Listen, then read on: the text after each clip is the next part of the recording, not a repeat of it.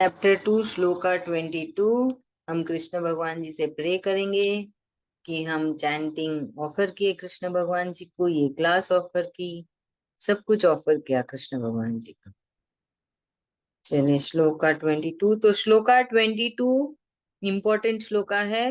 Topic है जब किसी की मृत्यु होती है तो हम ये श्लोका की चैंटिंग कर सकते हैं। और फिर वापस से श्लोका 25 का भी यही टॉपिक है कि जब किसी की मृत्यु होती है तब हम ये श्लोका की चैंटिंग कर सकते हैं ना। ठीक है सरोज भाभी, हम चैंटिंग करेंगे। आप म्यूट है भाभी। हाँ जी। ठीक है। वासांसी वासांसि जीर्णानि जीर्णानि यथा विहाय यथा विहाय नवानि नवानि गृह्णाति गृह्णाति नरोपराणि नरोपराणि तथा तथा शरीराणि शरीराणि विहाय विहाय जीर्णा जीर्णा नन्यानि नन्यानि संयाति संया संयाति नवानि देहि। नवानि देहि। Very good. श्लोका 23। नैनम नैनं छिन्दन्ति विन्दन्ति शस्त्राणि वस्त्राणि नैनम नैनं दहति बृहति पावकः पावकः न चैनम न चैनं क्लेद क्लेद्य यन्त्यापो। ध्यायापे। नहीं नहीं, यन्त्यापो। क्या बोले? यन्त्यापो। यापे। यापो। हो है ना, प में ओ की मात्रा है, देखिए। हाँ, यन यन्त्यापो। न शोष्यति न सरस्वती मारुतः।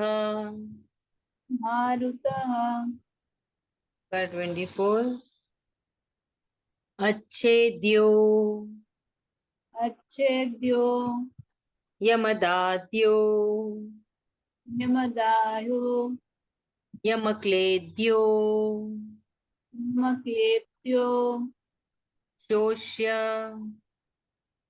दोष्यो एव च दे एव च नित्यः नित्यः सर्वगतः सर्वगतः आनु स्थाणु रचो रचलोऽयम् रचो लोयम सनातनः। सनातनः। 25। अव्यक्तो अव्यक्तो यमचिन्त्यो यमचिन्तो यमविकार्यो यमविकायो यमुच्यते मुच्यते। तस्मादेवं तस्मादेवं विदित्वैनं विदित्वैनं नानु नानु शोचित्तु शोचितु मर्हसि। महर्षि। Thank you. तो अब हम मीनिंग देखेंगे। श्लोका 22। तो इसका टॉपिक है जब किसी की मृत्यु होती है तो इससे हम गेस कर सकते हैं कि कृष्ण भगवान जी क्या बोलने वाले, किस टॉपिक पे, है ना। वो टॉपिक होगा शरीर और आत्मा, है ना। जब कृष्ण भगवान जी, यही इम्पोर्टेंट है, तो ये यही होगी ना इस चीज में। तो इसमें भगवान जी बोल रहे हैं कि अगर तुम शरीर का नाश होने की तुमको शोक हो रहा है, तो वो भी गलत है। तुमको शोक नहीं मनाना है कि ये शरीर खत्म होने वाला है ना। अगर तुम्हें, क्योंकि अर्जुन को दुख हो रहा है ना कि वो अपने सगे संबंधियों को मारने वाला है, वो तो बोल रहा है मैं बहुत बड़ा पाप करने वाला हूँ। तो भगवान जी कह रहे हैं कि ये उचित नहीं है, ये किसी भी प्रकार से उचित नहीं है जो तुम्हारे अंदर भावनाएं चल रही हैं। तो इसमें भगवान जी ने बहुत ही एक अच्छा सा एग्जाम्पल दिया है, बहुत ही सरल, कि जैसे हम अपने कपड़े बदलते हैं, है ना। हम कपड़े खरीदते हैं, जब वो फट जाते हैं, पुराने हो जाते हैं, तो हम क्या करते हैं, क्या हम उसको पहनते रहते हैं? हम नहीं पहनते हैं ना। हम उस कपड़े को फेंक देते हैं और क्या करते हैं, हम नया कपड़ा लेते हैं और नए कपड़े पहनते हैं। वैसे ही आत्मा है, आत्मा भी, है ना, शरीर बदलती है। जब ये शरीर पुराना हो जाता है, तब आत्मा इस शरीर को छोड़ देती है और वो नई शरीर में जाती है। तो देखिए कृष्ण भगवान जी ने कितना अच्छा एग्जाम्पल दिया कि किसी भी आम इंसान को ये बहुत अच्छे से समझ में आ जाएगी, है ना। क्योंकि कपड़े तो हर कोई बदलता है, और ये भी समझ आ जाती, हाँ, फटे पुराने कपड़े फेंक देते हैं और नए कपड़े पहनते हैं। वैसे ही आत्मा भी पुराने शरीर को छोड़ देती है और नए शरीर में जाती है। तो भगवान जी इसलिए अर्जुन को समझा रहे हैं, क्योंकि अर्जुन को बहुत शोक हो रहा है, बहुत वियोग हो रहा है कि मैं शरीर को मारने वाला हूं। तो भगवान जी कह रहे शरीर के अंदर जो आत्मा है ना, वो बहुत जरूरी है, वो तो रहेगी। वो सिर्फ शरीर बदल रही है, जैसे हम कपड़े बदलते हैं। तो उसके लिए तुम्हें शोक नहीं करना है। तो जब किसी की मृत्यु होती है तो बहुत मुश्किल होती है ना, वो घड़ी सबसे कठिन घड़ी होती है जीवन में। तो फिर हमें इस श्लोका का चैंटिंग करना चाहिए, तो कृष्ण भगवान जी खुद हमारी मदद करेंगे, हमारी सहायता करेंगे कि हम उस शोक से बाहर निकल सकें, उस शोक को अपना सकें। बहुत मुश्किल वाली घड़ी होती है वो, चाहे हम कितना भी समझ लें, चाहे कृष्ण भगवान जी कितना भी समझाने की कोशिश करें, पर जब वो घड़ी आती है ना, बहुत मुश्किल वाली होती है। इसलिए भगवान जी इसी टॉपिक पे इतनी देर से बोल रहे हैं, अलग अलग एग्जाम्पल दे रहे हैं, अलग अलग तरीके से समझा रहे हैं, क्योंकि उन्हें भी पता है कि वो वक्त को अपनाना, उस बदलाव को अपनाना, उस सच को अपनाना बहुत कठिन होता है मनुष्य के लिए। तो इसी वजह, इसी कारणवश कृष्ण भगवान जी बार बार हमको समझा रहे हैं कि हमें शोक नहीं करना है। हमें तसल्ली रखनी है कि उसके अंदर जो आत्मा है वो दूसरे शरीर में जा रही है, और वो कोई नहीं बल्कि कृष्ण भगवान जी का ही एक अंश है, उनके उनकी परमात्मा का अंश है। कृष्ण भगवान जी की आत्मा क्या है, वो तो परमात्मा हुई ना, सबसे परम है वो। उस परमात्मा का एक छोटा सा अंश हर जीव में है, उसको आत्मा कहते हैं। तो तो उसके तो सही, उसका तो घर है कृष्ण भगवान जी की आत्मा ही। तो हम इस शरीर की, ना, इस शरीर की ये ड्यूटी है, उसका ये, इस शरीर का ये फर्ज बनता है कि वो पूरी कोशिश करे कि उस आत्मा को परमात्मा मिल जाए। जो कृष्ण भगवान जी का छोटा सा अंश हमारे अंदर है, वो छोटा सा अंश फिर से जाके कृष्ण भगवान जी में समा जाए। तो ये हमारा कर्म है, हमें ये ही अपने जीवन में लक्ष्य रखना चाहिए। तो वो बहुत इजी है, बस चैंटिंग करते जाओ और सब कुछ कृष्ण भगवान जी अपने आप कर देंगे। क्योंकि क्या होता है, चैंटिंग करते जाओ, ऐसा मैं क्यों बोलती हूँ, है ना। काफी लोग बोलते हैं कि कैसे होगा। वो क्या होता है कि आपके अंदर भी वो, है ना, भावना जागने लगती, सात्विक भावना जागने लगती है। धीरे धीरे आपको भी प्रेम होने लगता है कृष्ण भगवान जी से। वो सब धीरे धीरे होता है। तो पहली शुरुआत है चैंटिंग, और आखिरी तक चैंटिंग ही करनी है। फिर जो वो, है ना, हमारा सफर, उस सफर में धीरे धीरे सब कुछ जुड़ते जाता है कि हम डेली चैंटिंग कर रहे हैं, हमेशा भगवान जी को याद कर रहे हैं, हमारी भक्ति बढ़ती है।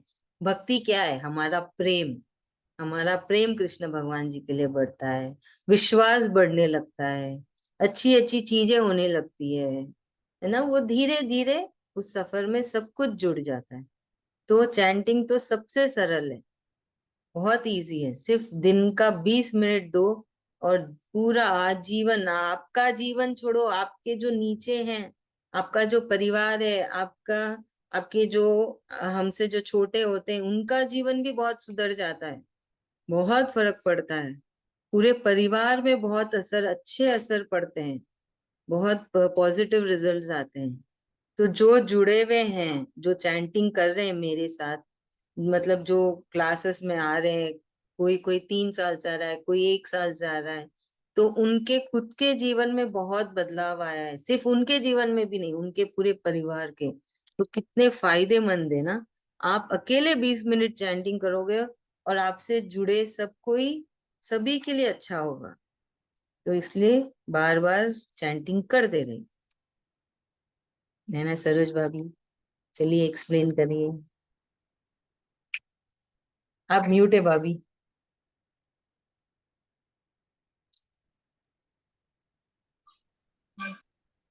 यहाँ कृष्ण भगवान जी वही अर्जुन को समझा रहे हैं कि मतलब तुम शोक मत करो।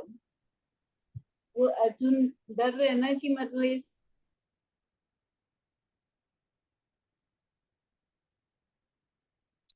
भगवान जी अर्जुन को समझा रहे कि शोक मत करो, ये जो आत्मा है बदल के दूसरे कपड़े में आ जाएंगे, ये कहीं जाने वाले नहीं है, यही रहेंगे। ये आत्मा है, ये सिर्फ कपड़े बदलते हैं, मरते नहीं है ना, इनको कोई ये होता। तो इसलिए हमको इस चीज के बारे में दुख नहीं करना कि मतलब चले जाएंगे, शोक शोक नहीं करना। और बोलते हैं हम लोग चैंटिंग करेंगे तो हमारे परिवार वाले को सबको अच्छा होगा, हमारे खुद के भी बदलाव आएगा और परिवार वाले के भी बदलाव आएगा। सिर्फ हमें हमें विश्वास रखना है ये चीज का कि हम ही कृष्ण भगवान जी से जुड़े हुए हैं, हमारे महाभारत का सब कृष्ण भगवान जी ही है। तो हमें विश्वास रखने से सारा परिवर्तन अपने आप बदलता जाएगा, हमारा परिवार का भी अच्छा होगा, हमारा खुद का भी अच्छा होगा। बस थोड़ी सी विश्वास अपने को जगाना है और समय देना है साथ साथ भगवान जी के साथ।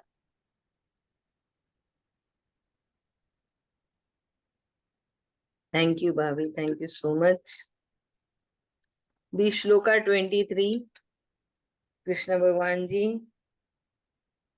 कह रहे हैं कि जो शरीर के अंदर जो आत्मा है, उसको ना कोई शस्त्र काट सकता है, ना अग्नि उसको जला सकती है, ना ही पानी उसको गीला कर सकता है, और ना ही वायु उसको उड़ा सकती है ना। तो बोल रहे हैं कि वो इतना स्ट्रांग है। ये ये चार जो हमारे धातु है, वो बहुत स्ट्रांग है ना, बहुत ही बलवान है, कुछ भी कर सकते हैं, है कि नहीं। जब अभी गर्मियों में जब जंगल में आग लगती है, अपने आप लग जाती है ना गर्म के वजह से, वो आग को बुझाना कितना मुश्किल होता है। जब आंधी आती है, सब कुछ उड़ा के ले जाती है रास्ते में, हम रोक ही नहीं पाते, इंसान उसको रोक ही नहीं पाता है।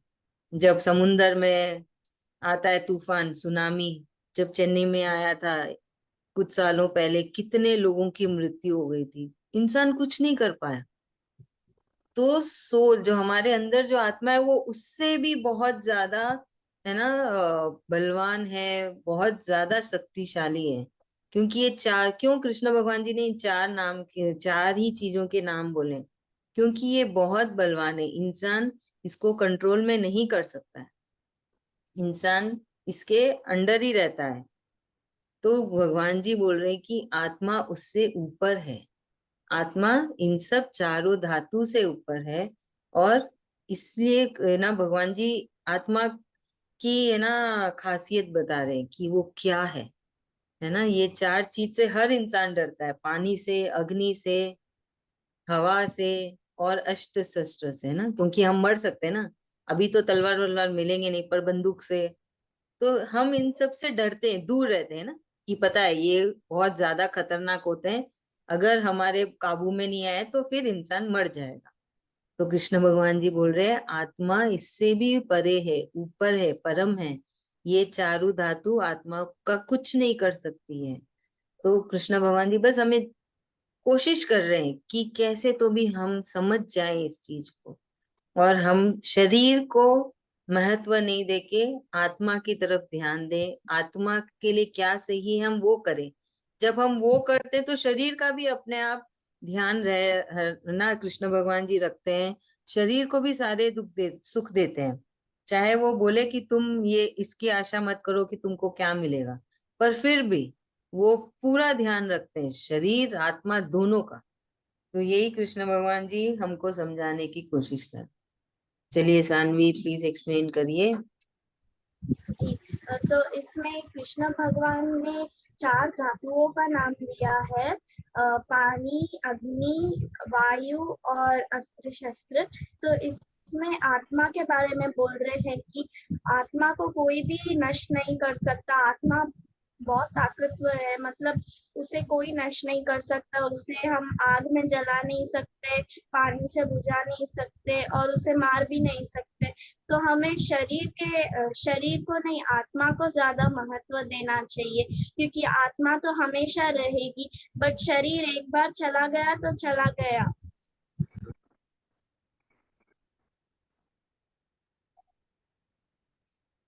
श्लोका 24 में भगवान जी कंटिन्यू कर रहे हैं कि ये आत्मा कहीं से टूट नहीं सकती है ना। इस आत्मा को हम तोड़ नहीं सकते हैं।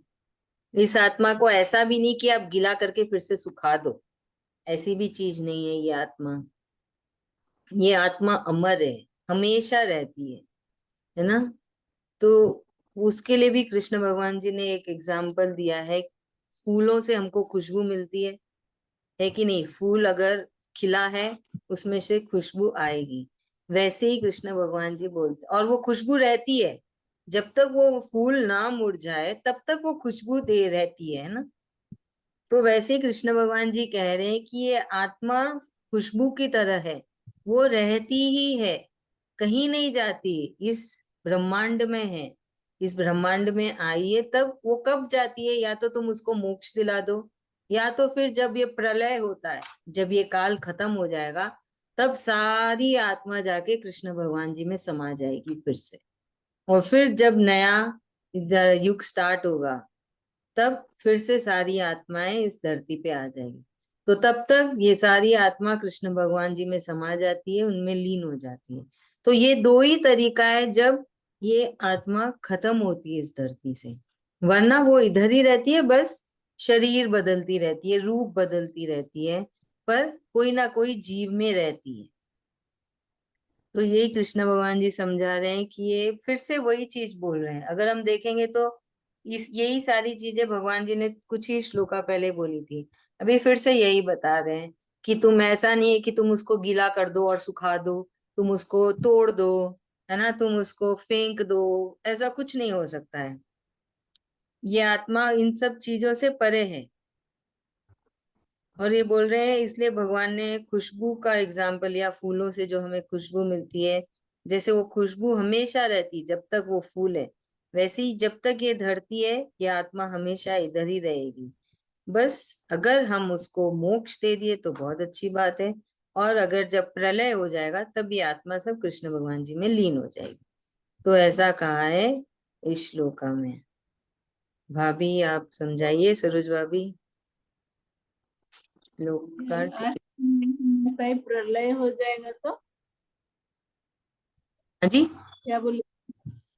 लास्ट वर्ड समझ नहीं पाए हम। प्रलय हो जाएगा तो प्रलय हो जाएगा तब ये आत्मा कृष्ण भगवान जी में जाके समा जाएगी। समा जाएगा।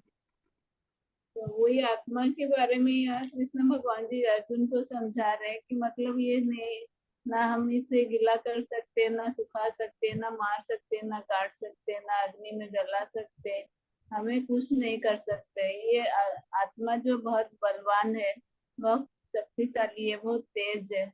तो आत्मा अगर अच्छा कर्म करेंगे हम ये शरीर के साथ आत्मा को लेके, तो वो कृष्ण भगवान जी के साथ मिल जाएंगे, मोक्ष मिल जाएगा अपने को।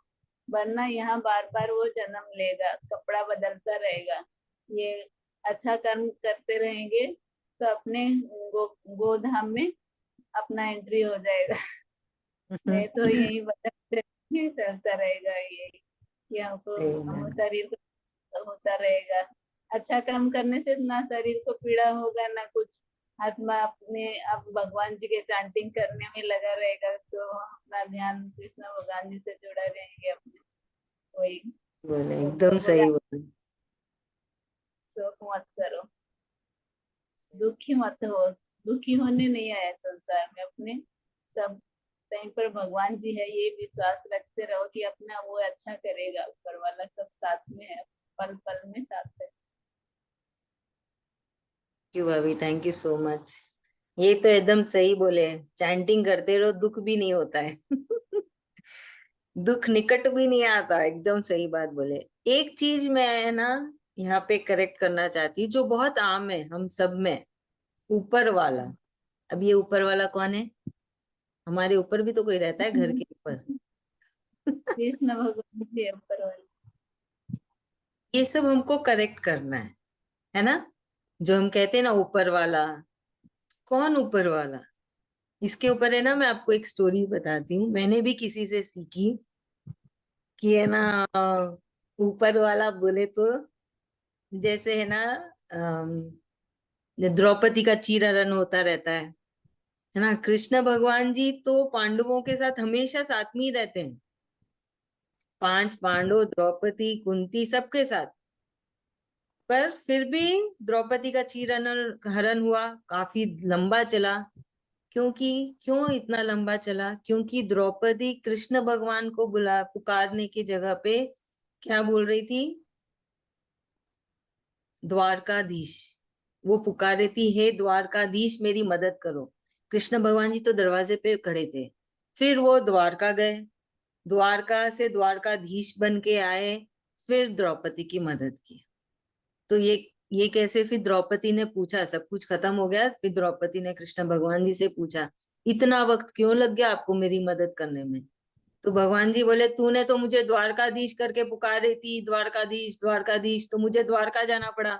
वहां से द्वारकाधीश बन के आता तो वक्त तो लगेगा ना। तो हम क्या सीखते हैं? हमें कृष्ण कृष्ण ही करना है ना? हम कुछ और नाम देंगे ऊपर वाला, तो कृष्ण भगवान बोलेंगे कोई ऊपर वाला होगा करेगा उसकी मदद, है कि नहीं? बहुत फर्क पड़ता है, छोटी छोटी चीजें ये सब, बहुत छोटी छोटी चीजें हैं। ठीक है, अपने अंदर अभी हमको आदत हो गई है ना बहुत ज्यादा, तो हम निकलेगा हमारे मुंह से, तो जब भी निकले अपने आप को करेक्ट करो, नहीं कृष्ण भगवान जी। अभी कृष्ण भगवान जी क्यों बोलती हूँ मैं? क्योंकि हम सब में, स्पेशली हमारे भारत में है कि हम जब अपने बच्चे होते हैं तो उनका नाम भगवान से, कोई भी भगवान का नाम रख देते ना, है कि नहीं? है ना? हम ऐसे ही ढूंढते ना कि अपने बच्चों का नाम भगवान के नाम से, कुछ भगवान का नाम ही रख दे, ताकि उनका नाम पुकारे तो हम भगवान का नाम पुकारे। इसलिए हमें ये भी बोलना है कृष्ण भगवान जी, तो रेस्पेक्ट में निकल जाता है। तो कृष्ण भगवान जी, है कि? तो इसलिए हमें, हम क्या बोल रहे हैं वो बहुत मायने रखता है, कैसे बोल रहे हैं बहुत ज्यादा मायने रखता है। ये सब छोटी छोटी चीजें ही बहुत ज्यादा असर करती है। भगवान जी तो बोलते ही नहीं है कि तुम होम करो, यज्ञ करो, हिमालयाज में जाओ, कुछ नहीं बोलते हैं। वो तो बोलते हैं कर्म करो और सही बोलो। तो ये जब, अगर आप ये सब चीजें अपने जीवन में करेक्ट करने लग जाएंगे ना, तब आप देखेंगे कि मैं बेवजह है ना हजारों लाखों रुपए पंडितों को देके वेस्ट कर देती थी। उससे ज्यादा असर तो अभी चैंटिंग में हो रही है, उससे ज्यादा असर तो मेरे सही प्रेयर्स में हो रही है। जो हम प्रेयर करते सही तरीके से अगर करें, तो उससे कई 100 गुना असर तो अभी हो रहा है, एकदम सस्ते में काम पड़ रहा है। ये मेरा अनुभव है। ये मैंने अनुभव किया, ये मुझे समझ आई, तो मैं अब सब आपके साथ शेयर कर रही हूँ। कार्ड भी मिल रहा है, और क्या चाहिए, सब फायदे ही कृष्ण फायदे हैं। सब कृष्ण भगवान जी की कृपा है। उनकी कृपा बस हमेशा हम सब पे बनी रहे। वो हमें हमेशा अपने खास, है ना, भक्त समझ के हमें हमेशा याद करते रहे। क्योंकि उनकी कृपा ही है। मैं तो कोई क्लास अटेंड नहीं की, पर अपने आप अंदर से ये सब भावनाएं आने लगी। बुद्धि सही दिशा में जाने लगी, है ना, बुद्धि में सब सही सही बातें आने लगी। ये सब क्या है फिर? ये सब तो चमत्कार ही है, कृष्ण भगवान जी है ना, उनकी कृपा है। वही, मुझे तो लगता है वही आके कानों में सब बोल जाते हैं। अच्छी चीज है, तो चैंटिंग करिए इसलिए। चलिए अभी हम जाते हैं श्लोका 25 में। तो श्लोका 25 इंपॉर्टेंट श्लोका है। सही वही चीज कि जब किसी की मृत्यु हो तो इसकी चैंटिंग करिए। तो इसमें कृष्ण भगवान जी कह रहे हैं कि आत्मा ऐसी चीज है जिसको समझना बहुत मुश्किल है।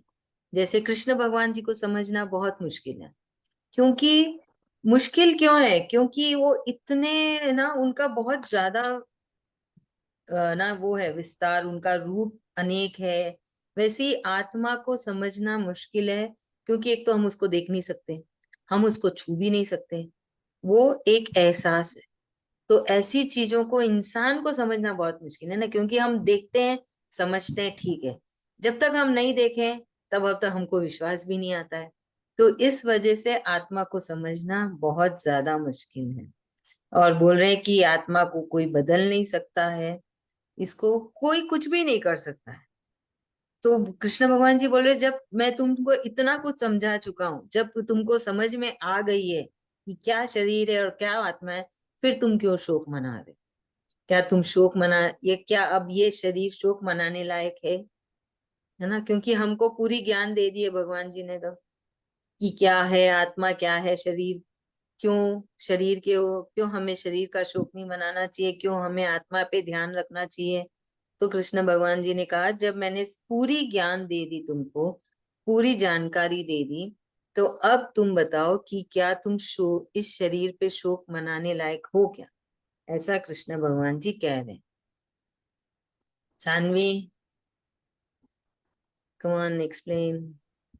जी।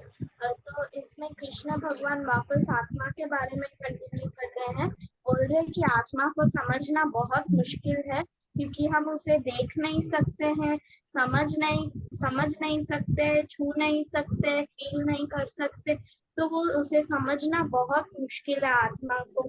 तो इसीलिए हमें ज्यादा इम्पोर्टेंस हमारी आत्मा को देनी चाहिए, शरीर को नहीं। Good, thank you so much. चलिए अभी हम चैंटिंग प्रैक्टिस करते हैं ना, रीडिंग।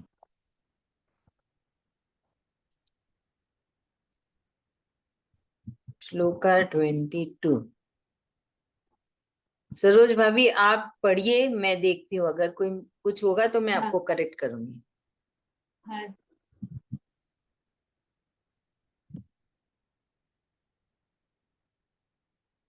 वांसांसि जीर्णानि यथा विहाय नवानि गृह्णाति नरोपराणि तथा शरीराणि विहाय जीर्णा यानि संयाति नवानि देहि। वाह, वेरी नाइस भाभी, बहुत अच्छा बोले आप। भाभी यहाँ पे ये, इसमें आपका थोड़ा गड़बड़ता है ना। देखिए गृहात ये नीचे री की मात्रा और ह में न है, तो आधा ह है और पूरा न है, क्योंकि ह ऊपर है। तो इसमें ये बोले कि जो ऊपर रहेगा वो आधा है, उसका सिर्फ साउंड बोलना है, और नीचे वाला अक्षर पूरा बोलना है। तो अभी आप ट्राई करिए। न और अणा है ना। हाँ,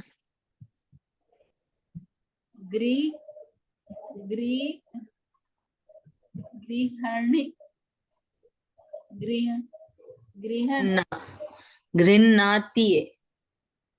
गृणाति हाँ, गृह्णाति, गृह्णा गृह्णाति। गृह्णाति नरोपराणि। थोड़ा और डिफिकल्ट। ये एक बार पढ़िए। वांसांसि वासांसी। वांसांसी। आसान। Thank you. अभी ये पढ़िए 23। नैनम छिन्दन्ति शस्त्राणि नैनम दहति पावक न चैनम लेद्य न त्यपतु त्यापो न शेषयति मारुतः। वेरी गुड भाभी, वेरी नाइस। यहाँ पे देखिए, आपने ये करेक्ट पढ़ा है ना, त्यापो। तो ये आधा ना पहले चला जाएगा, तो पहले क्लेदयन। हाँ, लेदयन त्यापा त्यापो त्यापो, त्यापो। और ये पढ़िए, न शेषयति शोष्यति। शोषयति। ये श है। बहुत अच्छा भाभी। अभी ये पढ़िए। यहाँ पे मैं आपको एक बता देती हूँ कि ये जो उल्टा एस दिख रहा है ना, तो इसके पहले रोक देना। और ये उल्टा एस मतलब हाई पिच, है ना, थोड़ा हाई। ऊपर खींचेंगे आप, तो इसके हाँ। पहले रोक देना। ठीक है, पढ़िए। यच्छेद्यो यमदाव दावो यमक्लेद्यो शेष्य एव च नित्य सर्वगत स्थाणु रचलो स्थाणु रचलो यम सनातन। आओ वेरी नाइस। अभी ये पढ़िए। अव्यक्तो यमचिन्त्यो यम विकायो विकार्यो यम विकार्यो यमुच्यते तस्मादेवं विदित्यो नानु शोचितु महर्षि।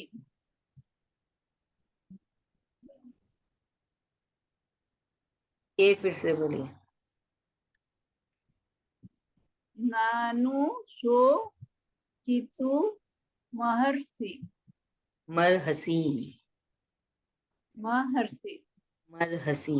क्योंकि र पहले बोलना है, ह के ऊपर र की मात्रा है ना, तो वो पहले महर्षि। बोली जाएगी। और सिर्फ र का साउंड आएगा, पूरा र नहीं, आधा र। सो हाँ। मरहसी। और इधर ये पढ़िए। विदित्वो नम विदित हो गया, विदित विदित आधा तब द के साथ गया, विदित। वेई नम, वनम वेई नम। विदित बोलिए, विदित वेई नम। विदित वनम। हमारा हो गया आज का। तो आप याद रखिएगा, चैंटिंग करिएगा बहुत ज्यादा ज्यादा। बीना भाभी आज लेट हो गई। लेट नहीं, मैं भूल ही गई क्लास है करके, एकदम बिल्कुल स्लिप भी कर गया माइंड से। चलो, अभी मोबाइल हाथ में आते ही जा मैंने, मेरे तो क्लास थी भूल गए। इतना अफसोस हो गया, तो एकदम अलार्म। दिमाग से निकल गया वो बात। अच्छा, तो अलार्म लगा लीजिए सबको। अच्छा, एकदम मतलब एकदम याद ही नहीं रहा। कोई नहीं बहुत होता अफसोस है। रह गया। अरे नहीं नहीं, कोई हम्म। कृष्ण भगवान जी ये सब घर ठीक हो। घर में बैठे ही थे, ऐसे ही बैठे थे, लेकिन क्या पता एकदम दिमाग में आया ही नहीं कि हाँ आज क्लास है करके। अब भी मोबाइल हाथ में आते ही याद आया। कोई नहीं, चलेगा, रिकॉर्डिंग देख लेना और चैंटिंग आज करना वो सब। वाला चला होगा ना, नैनम छिदंती शस्त्राणी नैनम दहति पावक। अब वो मेरे को सुनना भी था दोनों का मीनिंग, वो दो श्लोका तो मेरे को याद है। वो दो जो आता नैन छिदन्ति, एक वासां स्निजीर्णानि यथा विहाय नवानि गृह्णानि नरोपरा, वो वाली चली होगी ना आज। 22 वो इम्पोर्टेंट श्लोक है। हाँ, ये दो श्लोका तो मेरा याद भी किया हुआ है। ठीक है, आप नैन छिदन्ति और वासां रिकॉर्डिंग स्निजीर्णानि। अभी क्लास बंद होने